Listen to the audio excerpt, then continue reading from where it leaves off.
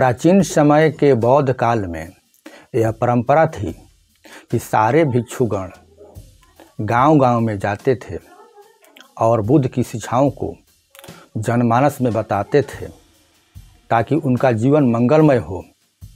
उस बुद्ध के मंगल सूत्र को बताते थे और उनकी शिक्षाओं से लोगों का जीवन धन्य होता था।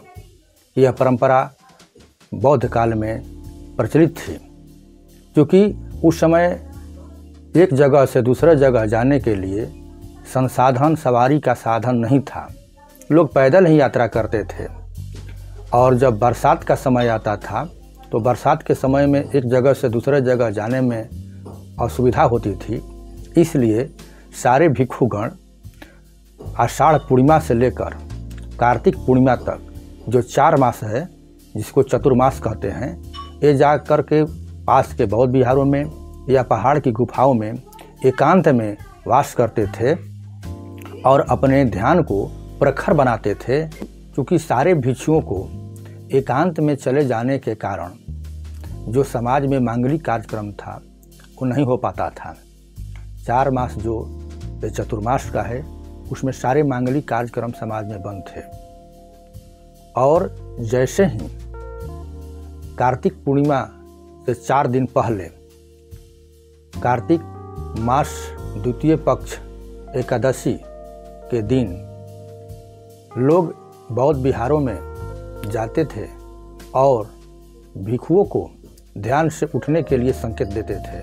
क्योंकि उस समय बौद्ध भिक्षुओं को देव कहा जाता था और जो देवों के देव हैं अर्थात बुद्ध, उन्हें महादेव या देवा कहा जाता है।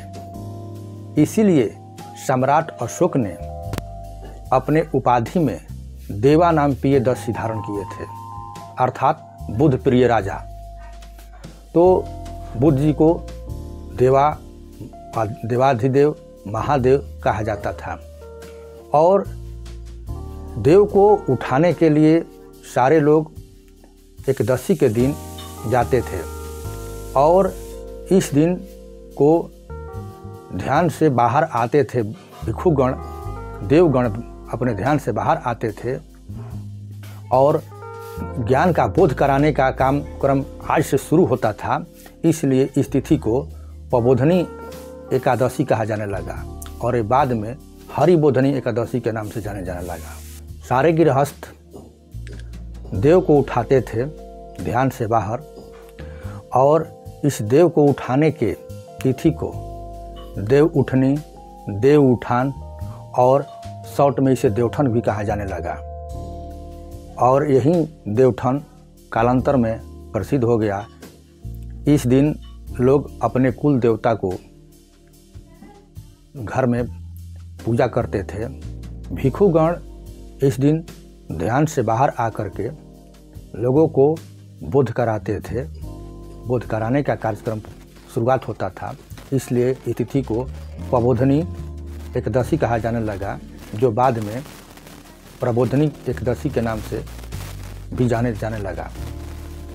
लोग इस दिन ऊख चढ़ाते हैं और घरों में दीपक जलाते हैं।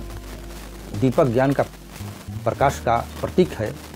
तो देव आएंगे हमारे घर में तो हमारे जीवन में प्रकाश होगा, इसलिए उसका प्रतीक दीपक जला करके अपने घरों को उजाड़ करते हैं।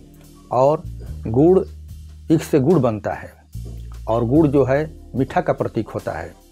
यानी ईख चढ़ाते थे। इक्ष्वाकु वंशी जो लोग थे वो ईख चढ़ाते थे अपने कुल देवता को और ईख चढ़ा करके जैसे ईख के मिठास से गुड़ बनता, ये गुड़ जो है मीठा का मधुर का प्रतीक है। तो जो भंते जी हैं, भिक्षुगण हैं, देव हैं, वो आएंगे और अपने ज्ञान से प्रकाशित करेंगे तो हमारा जीवन भी इस गुड़ के तरह मधुर हो जाएगा।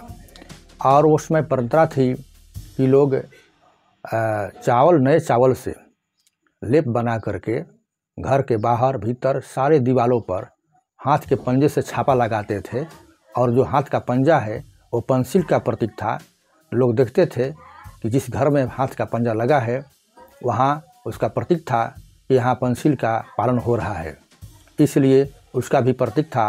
और बुद्ध का प्रतीक लोग दीवारों पर हाथी बनाते थे, ताकि इस घर में जो है बुद्ध का मान सम्मान है, सभी लोग उनके धर्म को पालन करते हैं, अनुसरण करते हैं, इसका प्रतीक था। इससे बाद में देव दीपावली भी कहा जाने लगा, अर्थात देवों का जो पर्व है, आने का खुशी है, वो दीपावली के नाम से भी प्रसिद्ध हुआ। और लोग आज भी अपने घरों में दीप जला करके खुशी मनाते हैं देव दीपावली। इसे देव उठनी एकदशी, देवठान और देव उठान कह करके भी लोग जाने लगे। आपने मेरे बातों को सुना, अनुसरण किया, इसके लिए आप सभी को बहुत बहुत साधुवाद, धन्यवाद। जय भारत, जय संविधान।